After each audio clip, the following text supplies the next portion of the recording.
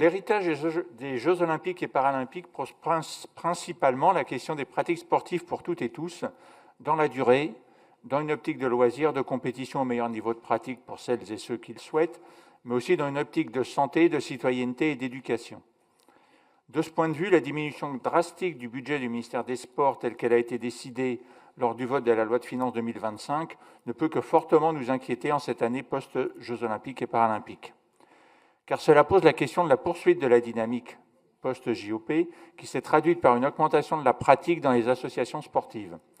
Les fédérations qui ont la charge d'organiser la pratique risquent fort de se retrouver face à des difficultés pour accueillir correctement ces nouveaux publics. Car que va-t-il se passer ?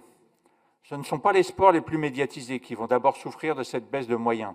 À ce niveau, l'intervention publique est souvent minime. C'est bien la pratique de tout un chacun qui va subir cet impact, car là, pas question de mécénat, de sponsors ou autre. La vie sportive fédérée peut jouer un rôle très important dans l'acquisition des réflexes de vie collective, dans la gestion des conflits, ainsi elle contribue à la vie en société. Dans ces conditions, la baisse du budget des sports est un problème dans une vision à moyen et long terme. Alors que la place du sport dans notre société et son rôle social au sens le plus large est toujours plus important, sa place dans les politiques de l'État reste trop marginale alors qu'il y a de nombreux défis à affronter. Dans notre région, et nous avions pu le voir lors de l'adoption de la feuille de route en 2022, nous nous efforçons de couvrir l'ensemble des champs de pratique. Il subsiste des décalages qui se règlent progressivement grâce aux actions que nous mettons en place. Je laisserai le soin à ma collègue de développer sur la pratique sportive des femmes, qui reste un enjeu essentiel qui mérite une intervention spécifique, car il reste encore des progrès à faire.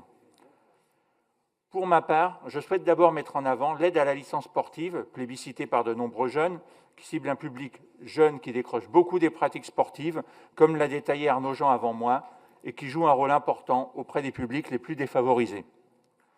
Un mot également sur les équipements sportifs, et l'utilisation des équipements régionaux des lycées. C'est une possibilité intéressante qui peut permettre d'obtenir des créneaux supplémentaires pour les clubs dans leur phase de développement. En ouvrant cette possibilité, notre région s'inscrit ainsi dans cette dynamique.